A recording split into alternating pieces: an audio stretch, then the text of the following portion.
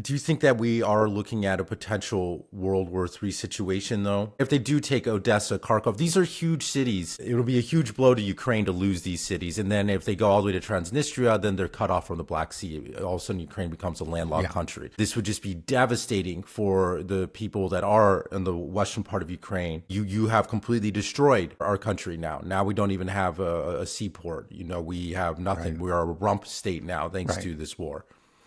Yeah, no, that's right. So I think the reaction is going to be extreme. And if I recall, it was better than a year ago that Macron implied that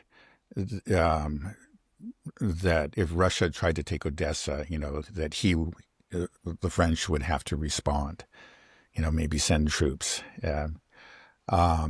So yeah, we could be looking at it. I don't see it again in the immediate future, but when we get there, who knows? We're going to be in a different, kind of in a different situation altogether. I mean, there's just going to be the emotions are going to be running so high that who knows what's going to happen. And people that have been sane so far may lose a grip on their sanity, or lose their grip on reality, and and decide to we must confront the Russians now. That could happen, and then we're in danger of a larger war, a World War III. I mean, right now there's one development that's quite worrying, that has to do with Transnistria, which you just mentioned. And that is there are indications that some sort of action is being planned, by Ukraine and NATO in Moldova. And of course, Transnistria is that breakaway province within Moldova. And the Russians have troops there. They're actually there with the approval of the UN. And they also have a huge ammo depot there. I think the largest one in Russia. Now it's old Soviet equipment and ammunition, but it's huge. It's just absolutely huge.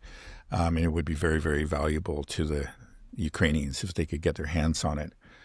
So there was actually some worry previously. I know you hear this kind of comes up again and again, a fear that, okay, the Ukrainians have something planned. And apparently they really did, like a year or two ago. But they were talked out of it by NATO and said this is just too dangerous, because now the war is going to be expanding into yet another country. But now we're getting new indications that something is being planned. Just very recently, Zelensky passed a law, which is very easy for him to do, because I think he just issued a decree, and that is that now Ukrainian soldiers are authorized to operate on foreign territory. And people say, hey, what foreign territory is he talking about? He's probably talking about Moldova. And then there was the Russian intelligence recently issued some kind of warning. They said that they see troops, NATO troops being massed on the border of Moldova. And they think that there's some sort of military operation. It may be planned. Now, what's happened, there's an election that's going to take place in approximately 2 weeks in Moldova. And there is a fear that in spite of all, the shenanigans, the clear effort to suppress the opposition by the ruling party, which is pro-EU, that pro-EU party just might lose. And so anyway, that could lead, who knows? At that point, the NATO could actually intervene. It just seems it's clear they will not let this happen. So anyway, this is a very dangerous situation. Of course, again, if especially if Transnistria is attacked, the Russians, I think, would feel obligated to intervene. Now, Transnistria is a good distance still from the front line. So I don't know what they would do. Would there be some kind of airlift? That could be dangerous too. They would have to cross over some Ukrainian territory. Does it touch the Black Sea, Transnistria? I don't think it does. No, I have to go back. I'm pretty sure it does. Right. Yeah, right. It's along the river there that flows into the Black Sea, but it doesn't actually touch the Black Sea. But it does border the Odessa Oblast, And so, like, if eventually the Russians do get there, which I think they will actually eventually reach Transnistria, and which would be to the relief of the people there, who again are very pro-Russian.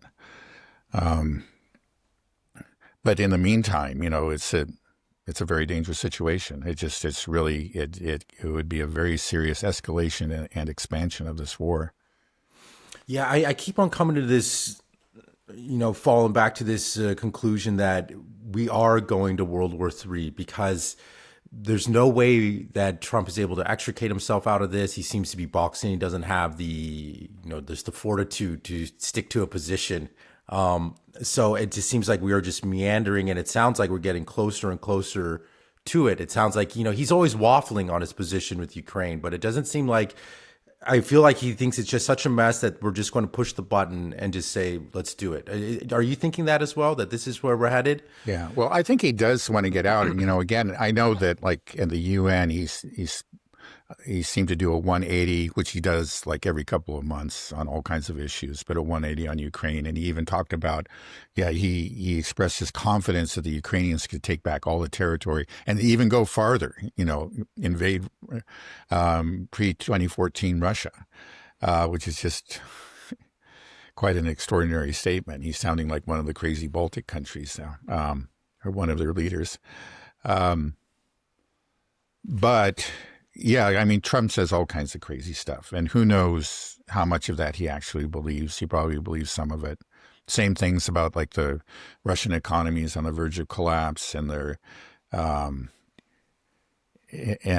what there are long lines of gas stations. There are not, it just is, but the stuff that he hears, he's picked up from Western media, and he repeats it. He should know better. Again, who knows how much of it he actually believes? Maybe he believes all of it. Maybe just some of it, who knows? But in any case, the most important thing is to look at what he actually does. And so far, he hasn't reversed any of these decisions. There was once again, they've stated no more Patriot interceptors. But that's because we're out. Yeah, right. Well, that's a good point. But I think maybe the Europeans don't understand that. And they think, well, it's just Trump being Trump, he's just giving us problems. I think they'll discover eventually, who knows, if Democrats come into power, 3.5 years from now, then this war is still going on. God forbid, but it's not impossible. Then, they'll say, oh, now we'll get the weapons. So they're going to get the same news. I'm sorry, we don't have them, but I think they have trouble believing it at this point. So I think you're right about that. That doesn't surprise me. There was that statement early in the summer that we're not going to give you any more. And then Trump, there was such a big uproar about that Trump flip-flopped, but then he said, well, we'll send you 17. And we're saying, what, 17 batteries, 17, which is impossible. Maybe, I don't know, maybe it was just 17 interceptors, but which was maybe all that they could send. And now they're just saying, hey, we just can't do it. Okay, but there's that. And then also the reduction in security assistance to frontline states. And then the new requirement that European countries, pay for all the weapons. Those are real, substantive changes. And also there's, again, so far, and maybe it's because we just don't have, these missiles, but there haven't been the ATACMS strikes, within pre-2014 territory. So there has been, he has pulled back, somewhat de-escalated.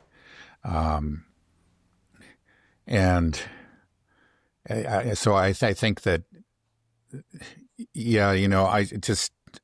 I try not to pay too much attention to what he says. I don't know if it really meant anything. Maybe it did. Maybe it does indicate a real change in policy. But let's wait and see if any of these actual policy decisions are reversed.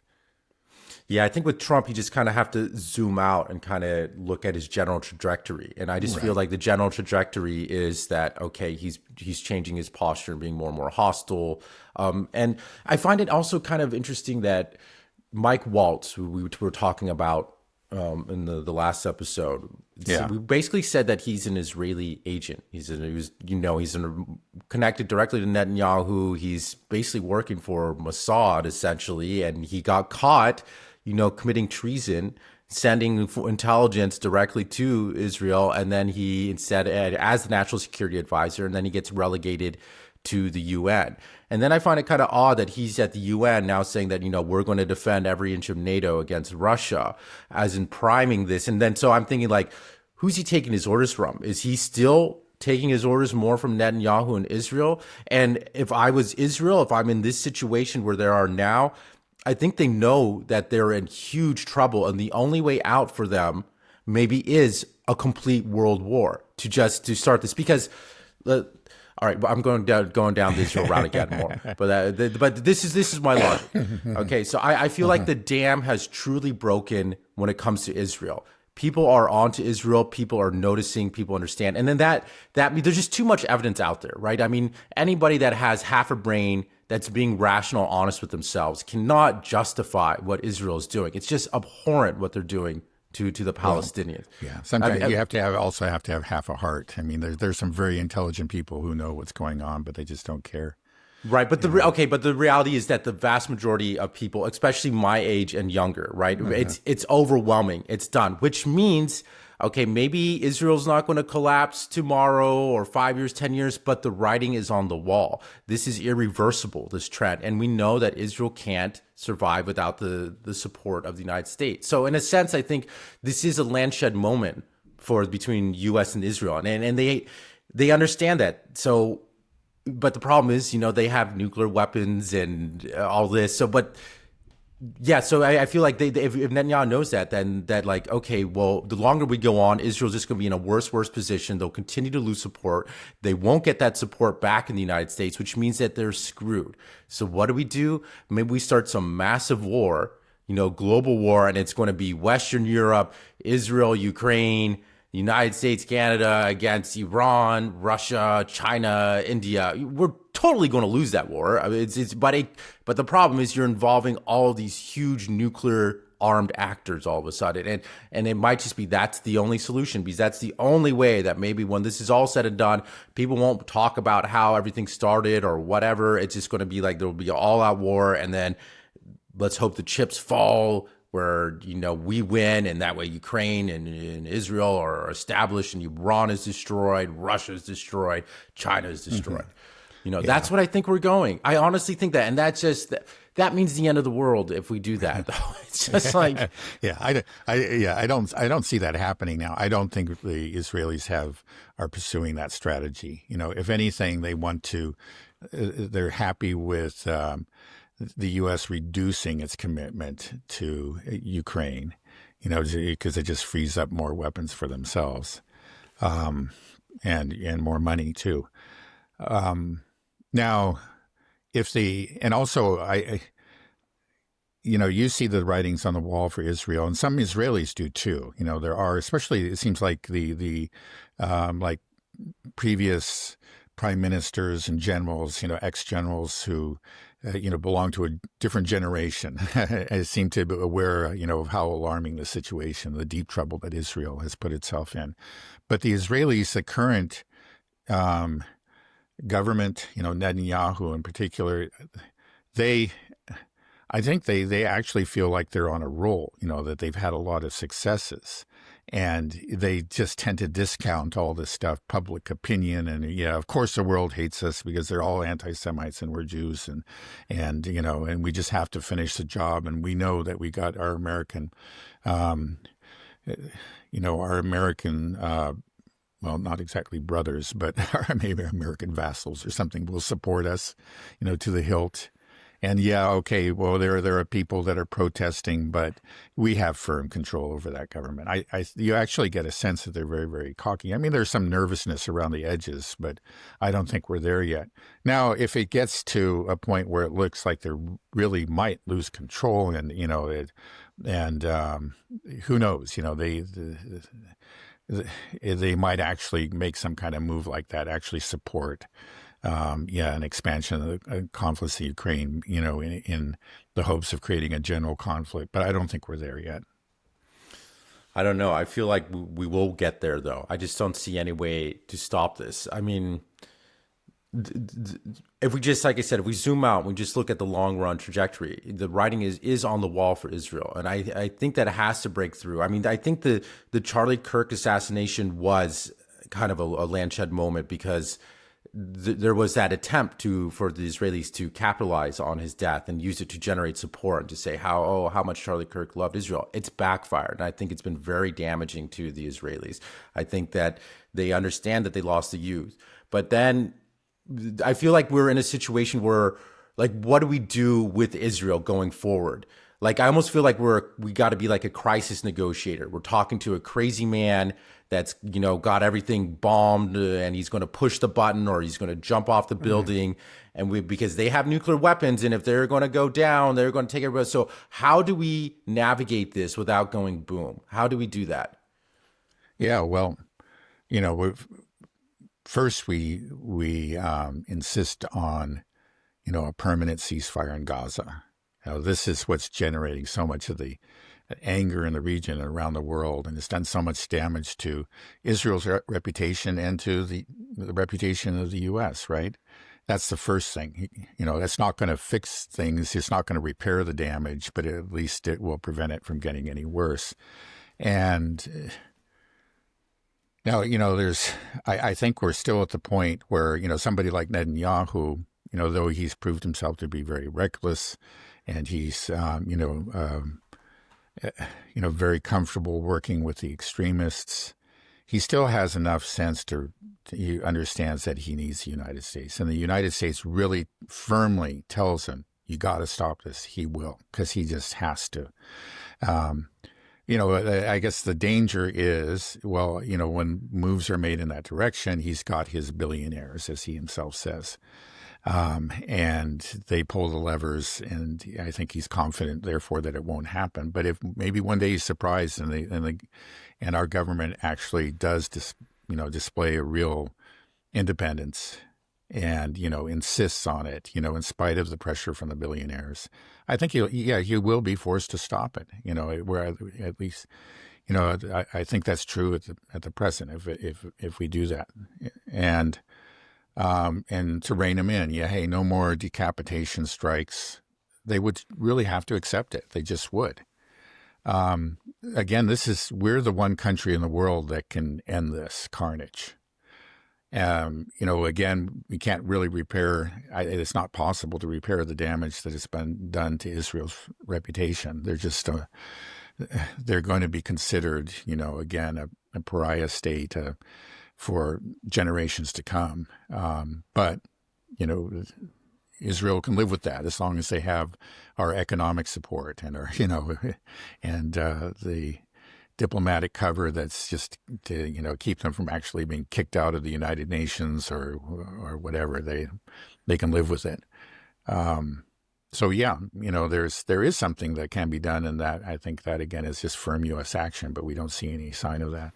Right, and I don't think we can hope for any of that with this current administration. I mean, you see how Trump is talking about this when people bring up the genocide. He's like, "Oh, you're talking about the October 7th genocide?" Like, "Oh yeah, that was horrible." Like he's saying that, yeah, that was a genocide. They were trying to It's like, what are you talking about? It's just so absurd. It just seems to be that he's completely in the pocket of Netanyahu. And maybe it's the Epstein stuff. I mean, he might be blackmailed. Whatever it is, I don't think we can hope for him to do that. I don't think he will push for a ceasefire. And we saw who is that woman, Ortega or something at the UN, the only one to vote against the ceasefire, that just to keep this carnage going. So I don't think it's going to happen, right? So what do we do? Is there a possibility? Should we hope for an impeachment? Like, can we get that? Like, can we get somebody in power that is not compromised by Israel? Like, it doesn't seem so. Not in the immediate future. Let's first look at what happens in the midterm elections. Will there really, again, AIPAC and its allies are going to go all out to keep I think there inevitably are going to be some pro-Palestinian candidates there, and there's a real fear, that like Mamdani, they could win, and they're going to do what they can. They'll throw a lot of money at it, which has unfortunately. It can be decisive. It usually is decisive in American politics. But maybe that there's enough anger, out there, and there's enough people woken up that there will be a real change, and that's not going to change. We're going to maybe a shift in representation within the Congress. That's good. That's encouraging, but still, just in general, the establishment is just firmly Zionist, and that's just not going to happen. That change is not going to happen anytime soon, I'm afraid. So you're saying we just have to wait like another year, and our best hope is that we'd have some real change in the elections? Yeah, well, again, that would be just, what I'm saying is that even if things actually turn out pretty well for, let's say, the anti-Zionist forces in this country, it's still not going to mean the end of Zionist control. It's still the political class. Even if we do have some new, freshman congressmen that are, that are avowedly anti-Zionist. Okay, that's good. That's a big step in the right direction. I hope it happens, but it'll only be the beginning of the end. It won't be the end of Zionist control. Well, it sounds like we're screwed, Dad. Yeah. I mean, no, it looks really bad. I agree. I mean, in the Middle East, and there are, but I'm more hopeful when it comes to Europe, but just because kind of the nature. Okay, yeah, Zelensky's crazy and do anything, but I think most of these Europeans say they're all talk and no action, and hopefully it'll stay that way. It might not, but I have reason to hope that it'll stay that way. That when push comes to shove, they'll just have to admit that, we really can't counter the Russians, and we're just going to have to accept this. I think that may very well be the outcome there. So there's more reason to be hopeful. But the problem is when you go to Israel, you have these real fanatics that are in charge, whose power is increasing within Israel, and you just don't. They seem to be on a trajectory, towards total war. It's just like they're not. Whenever there's a chance, an olive branch is offered to them, well, they blow it up. They kill the negotiating team because they are bent on military conquest. And who knows where it's going to stop? I don't think it's going to end. It hasn't ended with Gaza. We're seeing it, the expansion into Syria and to Lebanon, and who knows, maybe other countries as well eventually. Yeah, I just, there is this, this theory that Mossad as well as the Ukrainian intelligence work together. We saw the Operation Spiderweb was very similar to the attack that Israel carried out on Iran with these drones. So I just feel, and we know that out of like the prime ministers of Israel, like more than half of them are Ukrainian. There's a lot of Ukrainians that live in Israel, and Russians as well. So I feel like there's a stronger connection between Ukraine and Israel than I think people initially realize, because they don't understand that so many of these people come from Eastern Europe. I just feel like once they have their back against the wall, the only option is, if you don't start hurling nukes yourself, is to start a larger conflict. Get all these other people to start fighting these wars and fighting your enemies, and that's their modus operandi. Yeah. Well, I mean, again, they've shown themselves to be extremely reckless, and they just don't, to be a lawless nation. Again, that's only concerned about its own survival. If at some point they see that as a strategy that can guarantee their survival, yeah, I think they wouldn't hesitate to do it. I don't see how that works right now. I think at this point, again, they would just rather have the U.S. focused on them and less focused on Ukraine. Right. I just think there's a plan that's there that they have. There may be. Again, you're right to point out that there are those connections, and how. I don't know how much it influences the thinking or the strategy of the Israeli leadership, but there's a potential there. I'll just say that.